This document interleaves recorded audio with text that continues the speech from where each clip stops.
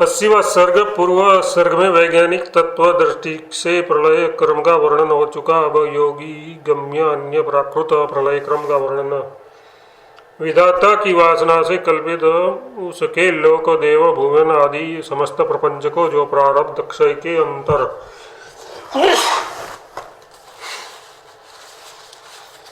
प्रारब्ध क्षय के अनंतर क्षण भर में ही उत्पन्न हुए साक्षात्कार द्वारा बाधक है।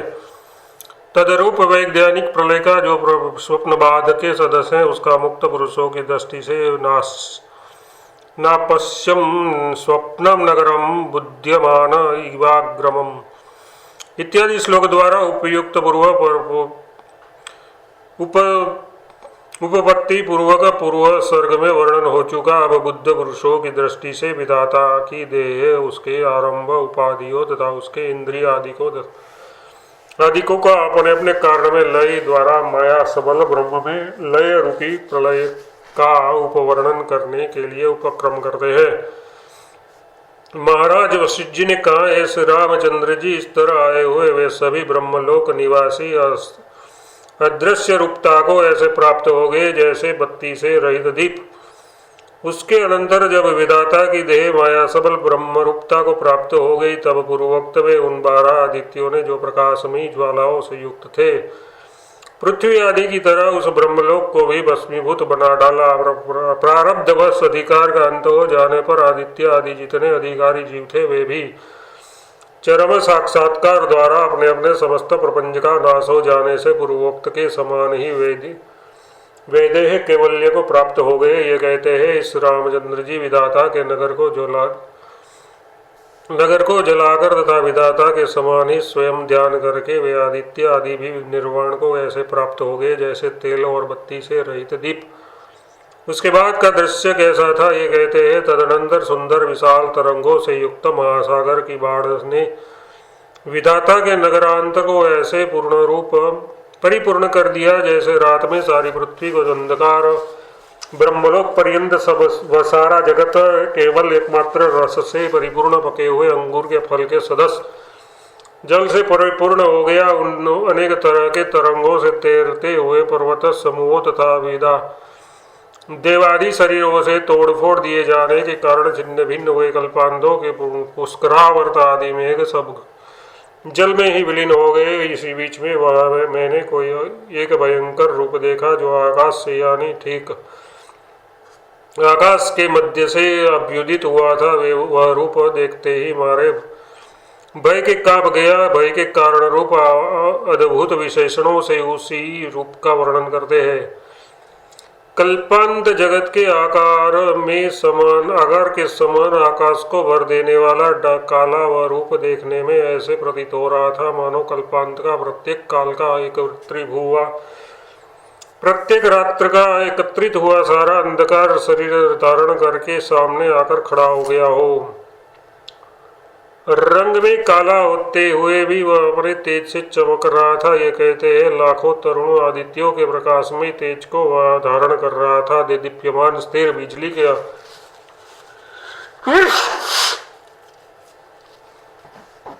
के समूह जैसे 3 सूर्यों के सदस्य नेत्रों से युक्त उसका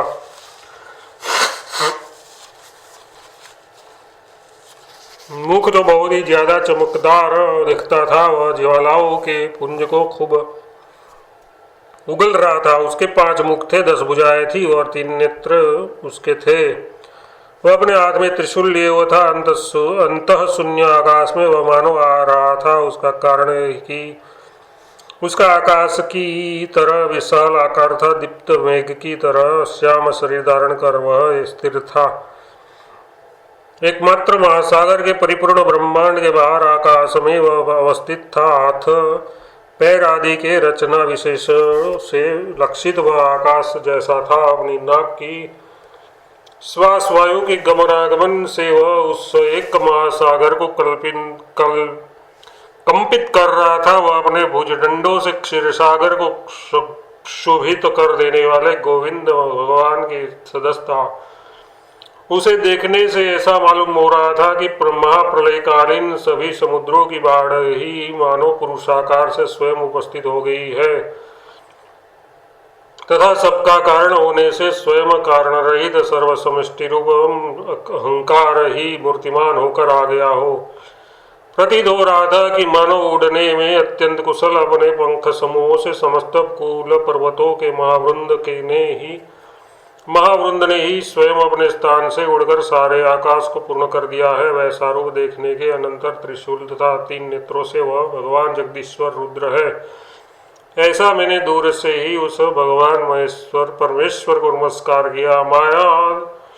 मायाम तु प्रकृति विद्याद मायनम तु महेश्वरम इत्यादि श्रुतियों में महेश्वर नाम से प्रसिद्ध तो माया सबल निराकार ब्रह्म ही है। फिर परमेश्वर किस लिए किन उपाधियों से पंचमुख आदि से विशिष्ट मूर्ति धारण करता है, अथवा सर्वात्मक का परिच्छिन्न मूर्ति भाव कैसे हो जाता है, यो विशेष रूप से जानने की इच्छा कर रहे हैं। श्री रामचंद्र जी पूछते हैं। श्री रामचंद्र जी ने कहा, हे मुनि, सभी श्रुतियों में प्रसिद्ध व परमेश्वर रुद्र उस तरह का भयानक स्वरूप वाला क्यों है, अर्थात काले रंग का वह क्यों है, उसकी महाभयानक विशाल आकृति क्यों है, उसके 5 मुख कौन है, उसकी 10 भुजाएं कैसे है, वह रहता कहाँ है, उनकी 3 आंखें कौन है, वह उग्र क्यों है, उसका स्वरूप क्या है, सृष्टि आदि में उसका प्रयोजन क्या है, वह स्वतंत्र है या परतंत्र, यदि वह स्वतंत्र है तो पूर्ण काम उसकी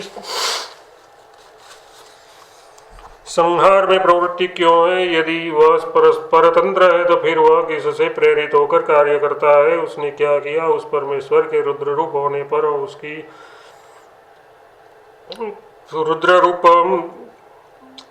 पर उसकी इच्छा रूप माया भी क्या ही थी, वह सब कहिए। महाराज वशिष्ठ जी ने कहा, एक काकुस्थ व परमेश्वर ही संसार की उत्पत्ति स्थिति तथा संहार आदि के विषय रूप संकल्प अध्यवसाय आदि के बीजभूत सर्वाभिनामत्मक मायावृत्ति रूप अहंकारता से संपूर्ण जगत के अध्यास के मूल स्तंभभूत तथा समस्त प्राणियों को भला रुलाने एवं सभी शरणागत प्राणियों के रोगों को दूर भगाने में निमित्तभूत होने के कारण रुद्र नाम से आविर्भूत है। वही प्राणियों को रुलाने में विषमाभिमान रूप तथा प्राणियों के रोगों को दूर करने में विवेकाभिमान रूप संपन्न होता है। इसकी जो मूर्ति मैंने देखी वह निर्मल आकाश रूपी है। वस्तुतः महाप्रलय का स्वरूप महाप्रकाश स्वरूप भगवान चिदाकाश मात्र सार होने के कारण आकाश मात्र आकार वाला है, व्योम वर्ण है और वह आकाशात्मा ही कहा जाता है। संपूर्ण प्राणियों की जो आत्मा है तद्रूप होने से तथा सर्वव्यापी होने से वह महान आकार वाला है। उस अहंकार की संपूर्ण जीवों के प्रत्यक्ष शरीर में बिल्कुल अनुच्छेद जो 5 इंद्रियों है उन्हीं को तत्वज्ञानी लोग रुद्र भगवान के 5 मुख कहते हैं। एकमात्र यही कारण है कि ज्ञानेन्द्रिय सब ओर से प्रकाश स्वभाव है। वाक् पाणिपाद गुदा गुपस्थ नामक जो 5 कर्मेंद्रिया है उनकी दाहिनी भुजाएं है तथा वचन आदान पर विहरण उत्सर्ग और आनंद नामक ये जो उन 5 कर्मेंद्रियों के 5 विषय हैं वे ही 5 विषय उनकी बाई भुजाएं है। इस क्रम से उसकी 10 भुजाएं है। इस तरह की मूर्ति से वह पहले क्यों न देखा गया। यदि यह आशंका हो तो उसका उत्तर यह है कि चराचर नाम रूपात्मक कार्यों के आकारों के अध्यारोप से व्यामूढ़ दृष्टि होने के कारण उसके अंतर्गत कारण स्वभाव का दुर्गस्त होने से ही वह उस तरह की मूर्ति से युक्त न दिख पड़ा। इस आशय से कहते हैं जैसे अपने में अध्यारोपित कार्य रूप पट तंतु का परित्याग कर देता है, वैसे ही 4 प्रकार के शरीरों तथा तत्त सजीवों के साथ प्रलय काल में परम कारण माया सबल ब्रह्म को प्राप्त हुए। चतुर्मुख ब्रह्मा जी ने जब उसका भी परित्याग कर दिया तब वह पूर्वोक्त आकाश मात्र परिशेष रूप वर्णित अपनी मूर्ति में आ गया, अर्थात कारण रूप अपनी मूर्ति में स्फुट हो गया। कहने का तात्पर्य है कि कारण स्वभाव के दुर्ग्रह से ही वह इस तरह की मूर्ति से पहले न दिख पड़ा। यदि वह एकमात्र आकाश स्वरूप ही है, तो फिर निराकार उसकी पूर्व वर्णित देहाकृति क्यों दृष्टिगोचर हुई, इस पर कहते हैं। और वह रुद्र अपनी कार्य विशेषताओं के प्रलय के बाद अवशिष्ट कारण के एक अंश मात्र के आकार वाला है। उसकी देहाकृति का जो मैंने वर्णन किया है, यथार्थ में वह कुछ नहीं है, क्योंकि उसका कोई आकार ही नहीं है। उपासक लोग अपनी वासना से एकमात्र भ्रांति का ऐसे उसे वैसा मूर्तिमान देखते ही है। चिदाकाश गत विशाल भूताकाश में तथा समस्त भूतों की देह में वायु के समान वह परमेश्वर नित्य स्थिर रहता है। उस प्रलय काल में एक क्षण तक शब्द को शोभित करते हुए संपूर्ण भूतों से परित्यज्य होकर चिदाकाश मात्र मूर्तिधारी व परमेश्वर परम शांति को प्राप्त हो जाएगा। सत रज और तम, ये तीन गुणों से आकारभूत भविष्य और वर्तमान, ये तीनों काल चित्त अहंकार को बुद्धि और मां में तीनों प्रणव के अक्षर तथा रुक यजुर और साम, ये जो तीन वेद हैं वे ही उस रुद्र भगवान के तीनों नेत्र रूप से संस्थित है। अपने मुष्टि छिद्र में उसने त्रिशूल रूपी तीनों लोक धारण कर रखे हैं। अब किमात्मा, इस द्वितीय प्रश्न का उत्तर कहते हैं, चूंकि समस्त भूत समूहों में उस परमेश्वर से भिन्न और कुछ नहीं है, इसलिए समस्त भूत गणों को की जो देह है उसी रूप से वह स्थित है। यथार्थ समस्त भूतों में अहंकारात्मक रुद्र के अभिध्यान से ही वह देहात्माभिमानी है। किम प्रयोजन, इस प्रश्न का उत्तर कहते हैं, स्वचित्त संपूर्ण जीवों को अपने अपने कर्मों के अनुसार विषय भोग रूप उपलब्ध की विहित क्रमशः ज्ञान साधन प्राप्ति के अंत में स्वात्म तत्व की उपलब्धि रूप जो शास्त्रीय विहित और निषिद्ध कर्मों के ज्ञान एवं फल देने का स्वभाव है, वही सृष्टि आदि में प्रयोजक होने से उसका प्रयोजन है। यथार्थ समस्त जीवों को उनके तत्त कर्मों के अनुसार विषय फल प्रदान करने का तथा अधिकारी पुरुषों को ज्ञान प्रदान करने का जो स्वभाव है, वही उस परमेश्वर का सृष्टि आदि में प्रयोजन है। भाव यह है कि सर्वसत्वोपलब्ध रूप स्वभाव ही उसका प्रयोजन है और कुछ नहीं। चिन्मात्र आकाश रूप शिव स्वरूप परमात्मा यानी वाणी और मन के अगोचर निरतिशय भूमानंदात्मक परम कल्याणमय स्वरूप परमात्मा स्वयं अपने से ही बहुस्या प्रजाए इस संकल्पात्मक मायावृत्ति द्वारा एक से बहुत होने की इच्छा से प्रेरित होकर जगत की रचना करता है और उसी अपने चित्त स्वरूप से प्रलय के लिए स्वयं प्रेरित होकर सर्वगत के विपरीत क्रम से जगत को निगल कर यानी स्वविचरित जगत का संहार कर आकाश रूप से स्थिर हो जाता है। तदनंतर स्वयं भी वह अपने उसी परम कल्याण स्वरूप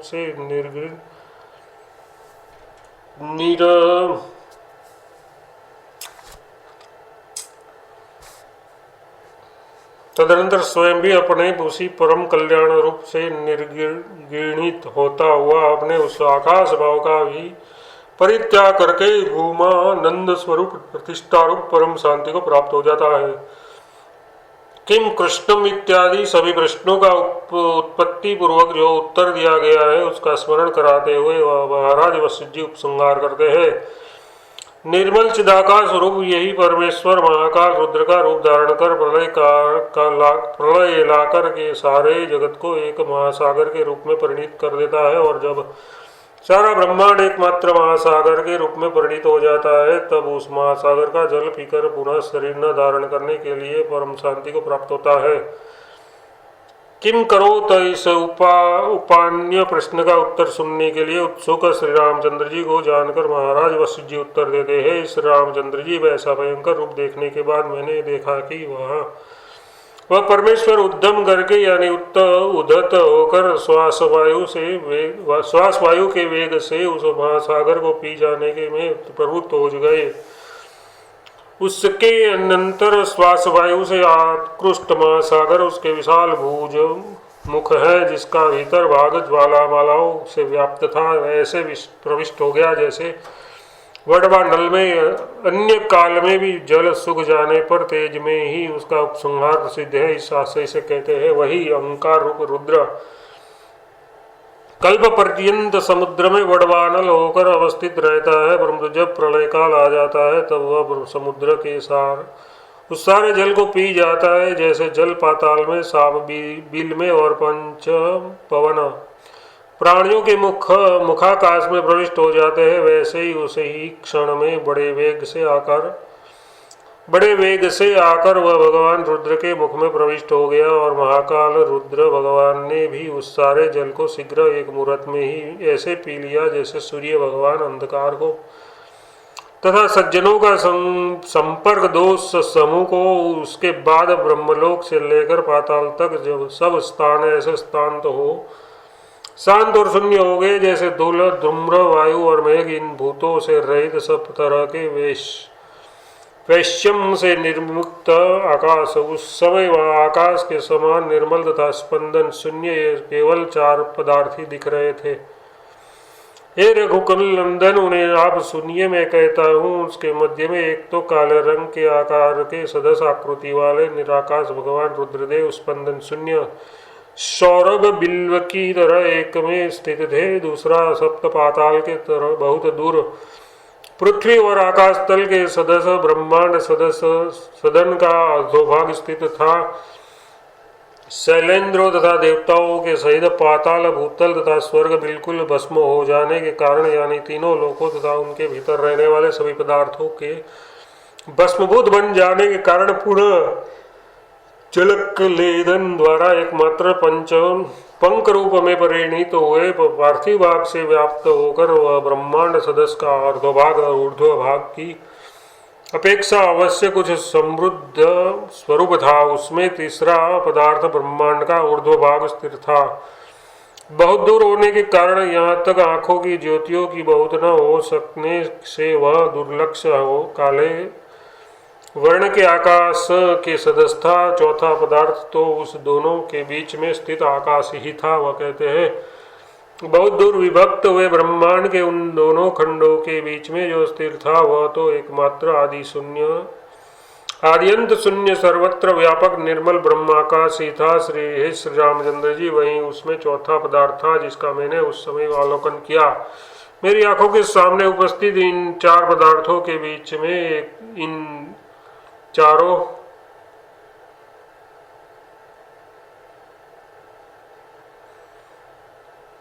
पदार्थों के बीच में इन चारों के अतिरिक्त और कोई दूसरा वहां नहीं था। इसमें तनिक भी संदेह नहीं है। श्री रामचंद्र ने कहा, ब्राह्मण आवरण युक्त उन ब्रह्मांड खप्परों के बाहर क्या है, उसके कौन कौन आवरण है, कितने हैं तथा बिना आधार के वे सब वहां संस्थित कैसे है, कृपा करके कहिए। 4 प्रश्नों में पहले बीच के 2 प्रश्नों का उत्तर देते हैं। महाराज वशिष्ठ ने कहा, इस रामचंद्र जी, उन ब्रह्मांड खंडों के पार में उससे 10 गुना अधिक विस्तृत जल है और वह जल इन दोनों खंडों के अति विस्तृत संध्याकाश को छोड़कर उसके बाहर ही खूब विस्तृत रूप से स्थित है। उसके बाद जल से 10 गुना जलात्मक तेज उपस्थित है। उसके अनंतर जल के समान ही उस जल को पवित्र करने वाला तथा स्वयं निर्मल पवन स्थित है। उसके बाद उन पवन के समान ही 10 गुना विमल आकाश स्थित है। प्रथम प्रश्न का उत्तर देते हैं, इस रामचंद्र जी, तदनंतर परम पवित्र अति सूक्ष्म होने के कारण अत्यंत ही स्वच्छ अनंत माया सबल प्रकाश ब्रह्माकाश स्थित है। आकाश से परे उससे 10 गुना अधिक अहंकार तत्व, उससे 10 गुना अधिक महत्त्व और उससे आगे अनंत प्रकृति का वर्णन जो पुराण आदि में मिलता है उसका यहाँ परित्याग क्यों किया, इस शंका पर कहते हैं, इस रामचंद्र जी, उस माया सबल ब्रह्म के स्वरूप आकाश में योगी माहेश्वर पंचरात्र तथा कपिल आदि तंत्रों में महत अहंकार आदि तत्व भेद के आवरण के विषय में भी भिन्न भिन्न कल्पना दृष्टिया अनंत रूप से स्फुरित हो रही है, किंतु परस्पर विवादग्रस्त देखी गई है। उसकी स्वरूप कल्पना की दृष्टिया पुराणों में मिलती है, श्रुतियों में नहीं। इसलिए हमने उसकी अपेक्षा कर दी है। उसका तात्पर्य है कि अन्य अन्य योगी महेश्वर, पांचरात्र तथा कपिल आदि के मत के अनुसार माया सबलित ब्रह्माकाश में महतत्व आदि सृष्टि की कल्पना भी एक एक से 10 गुना अधिक है, लेकिन परस्पर विवादग्रस्त होने से उससे उनकी अपेक्षा कर दी है। अवशिष्ट चौथे पृष्ठ का स्मरण दिलाते हुए श्री रामचंद्र जी पूछते हैं, मुनीश्वर, ब्रह्मांड खंड के ऊपर तथा नीचे उससे भी उत्तरोत्तर 10-10 गुना अधिक विस्तार वाला होने के कारण महान आकाश वाले जलादि को वह कहाँ कौन कैसे धारण करता है। महाराज वशिष्ठ जी ने कहा है, श्री रामचंद्र जी, पार्थिव पदार्थों का जो भाग ब्रह्मांड पर है वह कमल पत्र के समान स्थित है। उसी भाग का वे आधार आदि भाव से ऐसे आश्रित करते हैं जैसे वानरी के शिशु अपनी माँ का, अर्थात जैसे वानरी के बच्चे अपनी माँ को पेट में अच्छी तरह पकड़ के दौड़ने पर भी नहीं गिरते, वैसे ही इसकी भी स्थिति है। अथवा उस ब्रह्मांड खप्पर की ओर उसकी आकर्षण शक्ति से आकृष्ट होकर वे ऐसे दौड़ते हैं जैसे वानरी के बच्चे अपनी माँ की ओर दौड़ते हैं। उस ब्रह्मांड खप्पर के ऊपर स्थित जल के न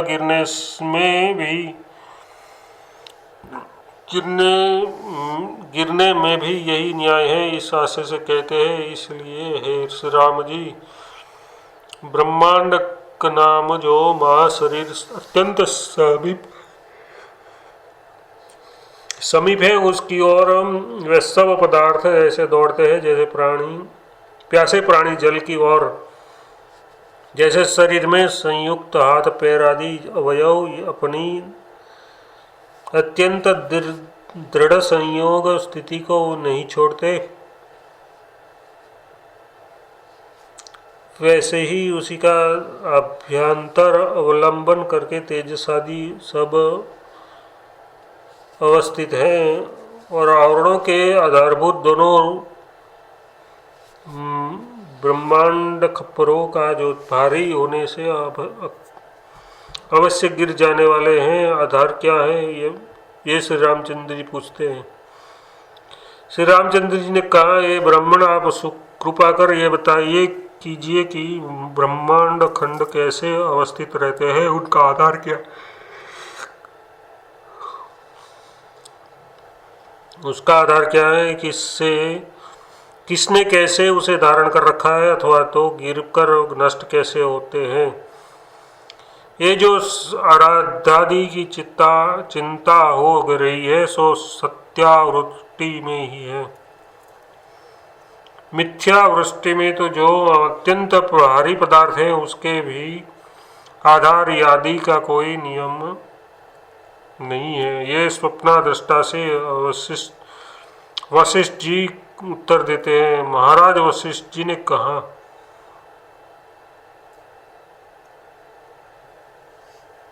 हे श्री रामचंद्र जी, यद्यपि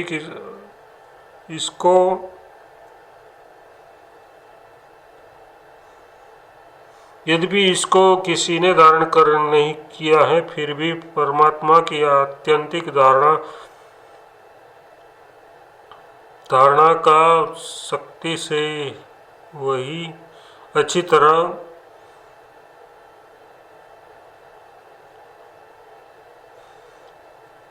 अचिंत्य धारणात्मिका शक्ति से ये अच्छी तरह धारण किया हुआ है कि ये बिल्कुल गिरता हुआ भी नहीं गिर रहता है। श्री राम जी, यह संपूर्ण जगत वस्तुतः अति शून्य निराकार होने पर भी स्वप्न नगर के समान सादा साकार है। इस माइक जगत का क्या पतन होगा, अथवा इसमें ऐसी कौन सी वस्तु है जिसका कोई धारण करेगा। ये ठीक वैसा ही ठीक वैसा ही अवस्थित है जैसा कि संक्षिप्त का स्फुरण है। यथार्थ चित्त शक्ति के स्फुरण के अनुसार वह अवभाषित हो रहा है, जैसे आकाश में कोशोंद्रक श्यामलता है, तथा जैसे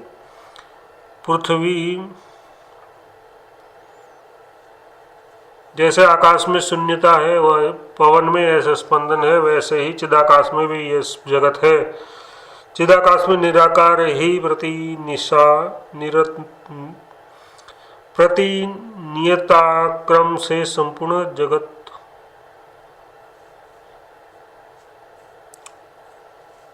चिदाकाश में निराकाशी प्रतिनियंत्रक के समान यानी निमित्त आकार वाले के सदस्य स्थिर है। संपूर्ण पदार्थों का चित्त या अनियम स्वभाव स्पंदन के अनुसार ही सिद्ध होता है। यह कहते हैं पतन के अभ्यास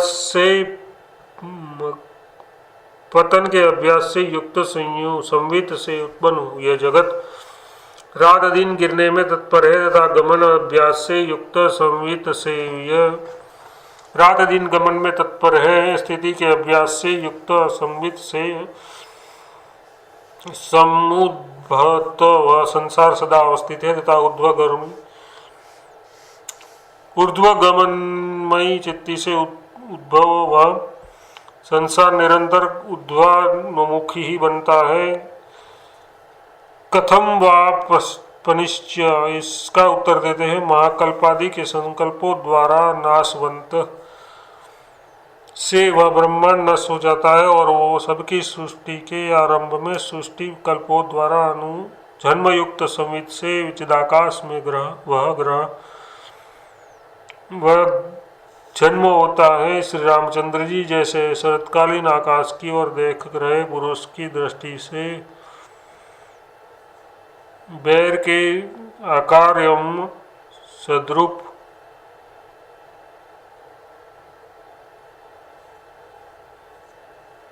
बैर के आकार के सद्रूप असत्य मणियों का समूह सत्य सा भासता है, वैसे ही असत्य ही उदित यह संसार अति सत्य स्वरूप सा भास रहा है। चिदाकाश में ये जितने जगत भ्रांति से स्फुरित हो रहे हैं, ठीक उसी सब की गणना करने में भला कौन समर्थ है। 21वां सर्ग समाप्त।